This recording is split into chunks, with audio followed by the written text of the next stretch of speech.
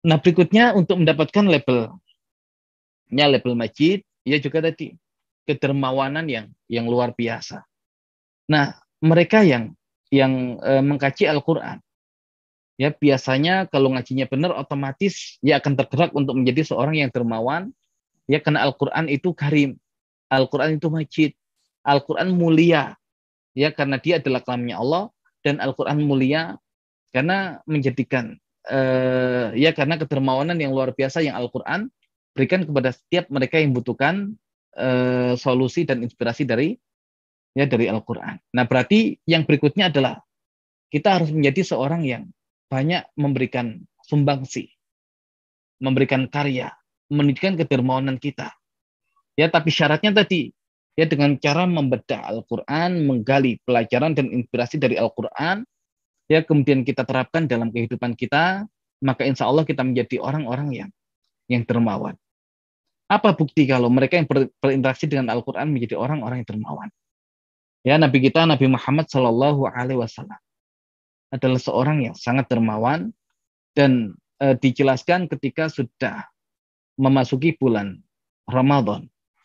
Ya, masuki bulan Ramadan, interaksi beliau luar biasa dengan Al-Qur'an, dan bahkan yang menjadi berbeda antara beliau yang di luar Ramadan dengan di dalam Ramadan adalah beliau sangat dermawan luar biasa ketika bulan Ramadan. Ya, di luar Ramadan beliau dermawan, tapi di dalam Ramadan ya dermawannya lebih dan lebih. Kenapa? Karena Ramadan adalah bulannya Al-Qur'an. Ya, maka ya bisa kita ketika mempelajari Al-Qur'an menjadi pribadi-pribadi yang dermawan, ya sehingga bisa mendapatkan kemuliaan Al-Qur'an. Nah, makanya Al-Qur'an itu panduan. Kalau kita bisa menjadikan Al-Qur'an sebagai panduan dalam kehidupan kita, maka insya Allah kita menjadi orang yang dermawan. Bukankah Allah Subhanahu wa taala menjelaskan wa amma man a'ta wattaqa wa saddaqa bil husna fasanuyassiruhu lil yusra. Wa amma man a'ta wattaqa, dan adapun orang yang a'ta memberi, wattaqa dan bertakwa, wa saddaqa bil husna dan membenarkan terhadap al husna, ya terhadap akhirat, terhadap surga. Fasanuyassiruhu lil yusra, maka akan kami berikan kemudahan dia lil yusra untuk bisa masuk ke dalam surga. Ya, di sisi yang lain wa amma man bakhila wastaghna, dan adapun orang-orang yang bakhil, yang istaghna, yang merasa tidak butuh, wa kadzdzaba bil husna, dan mendustakan al husna, akhirat, mendustakan surga, fasanuyassiruhu lil usra, maka akan kami mudahkan mereka untuk menuju kesulitannya. Ya, menuju kesulitannya. Dan ulama menjelaskan untuk memahami ayat ini itu perlu dibalik. Ya, dibalik. Jadi wasaddaqa bil husna. Kalau seseorang itu membenarkan tentang al-husna, ya tentang hari kiamat, tentang surga, maka dia akan membangun hidupnya dengan ketakwaan, ittaqo. Ya, membangun hidupnya dengan ketakwaan. Kalau dia sudah membangun hidupnya dengan ketakwaan, ya maka awalnya itu wa amma man a'ta, ya maka adapun orang-orang yang memberi, maka mudah untuk memberi. Jadi orang akan sulit untuk memberi, ya manakala tidak membangun hidupnya di atas landasan takwa, dan orang itu tidak mungkin bisa menjadikan takwa itu sebagai landasan hidupnya kalau dia tidak membenarkan al-husna, ya membenarkan adanya akhirat, membenarkan adanya surga. Dan kalau sudah begitu, fasanuyassiruhu lil yusra, maka akan kami mudahkan dia untuk menuju al-yusra, kemudian untuk bisa masuk surganya Allah Subhanahu wa taala. Dan orang yang bakhil tadi, merasa enggak butuh, ya, dan mengingkari adanya surga, mengingkari adanya akhirat, maka Allah mudahkan mereka untuk menuju kesulitan. Ya, fasanuyassiruhu lil usra. Ya, kenapa Allah? Ya Allah jadikan mereka merasakan kesulitan karena mereka mendustakan adanya akhirat dan surga. Ya, makanya akhirnya hidup mereka itu dibangun di atas landasan istaghna, enggak butuh. Ya, dengan Allah, enggak butuh dengan orang lain, merasa punya segala-galanya. Nah, kalau sudah begitu menjadi seorang yang bakhil, ya seorang yang pelit. Nah, makanya Al-Qur'an menjadi konsep kehidupan. Dan mereka yang sanggup menjadikan Al-Quran sebagai konsep kehidupannya, ya hidupnya itu dibangun di atas landasan ngasih, ngasih, dan ngasih. Ya, karena meyakini semua yang diberikan itu, ya kedermawanan yang dihadirkan itu mendapatkan ridho dan pujian dari Allah dan juga mendapatkan ya balasan dari Allah Subhanahu wa taala nanti di akhirat, ya nanti di surga Allah Subhanahu wa taala, ya karena semua balasan berkaitan dengan amal yang kita lakukan di dunia ini. Ya, tapi kalau kemudian tidak pernah mensibuk diri kita dengan Al-Qur'an, ya dengan nama Allah Subhanahu wa taala yang indah. Yang ada adalah tadi tidak meyakini adanya hari akhir, tidak meyakini adanya surga, maka hidupnya itu ya pasti dibangun di atas landasan nggak butuh tadi.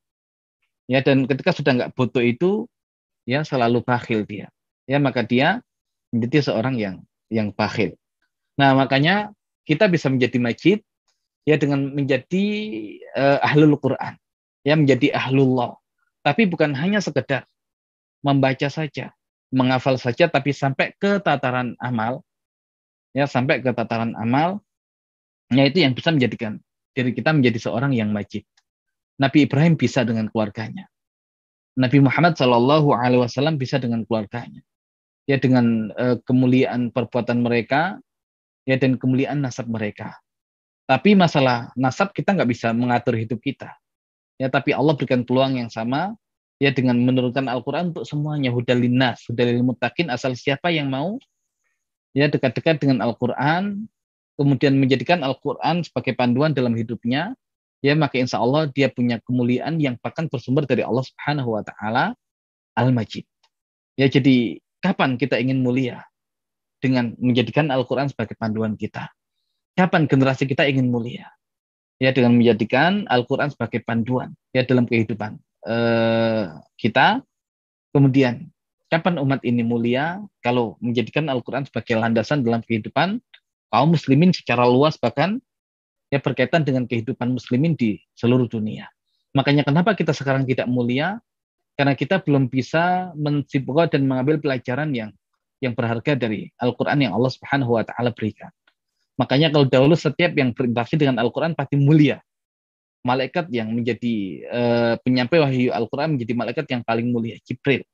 Nabi dan Rasul yang menerima wahyu Al-Quran menjadi Nabi dan Rasul yang paling mulia, Nabi Muhammad Shallallahu Alaihi Wasallam. Tempat di muka bumi yang menjadi tempat turunnya Al-Quran, Makkah dan Madinah menjadi tempat yang paling mulia, bahkan Dajjal pun tidak sanggup untuk masuki keduanya. Bulan satu-satunya yang disebutkan di Al-Quran dan menjadi bulan yang paling mulia, Ramadan, karena Al-Quran, dan malam kemuliaan, Lailatul Qadar. Ya menjadi malam yang sangat mulia katanya dengan Al-Quran. Dan para sahabat diangkat oleh Allah Subhanahu wa taala di Al-Quran insyaallah, di akhirat insyaallah, dan mereka pun di dunia diangkat oleh Allah Subhanahu wa taala dengan Al-Quran. Berarti mereka adalah majid. Ya karena berinteraksi dengan Al-Quran yang majid. Ya karena mereka mensibukkan diri mereka dengan nama Allah Subhanahu wa taala Al-Majid.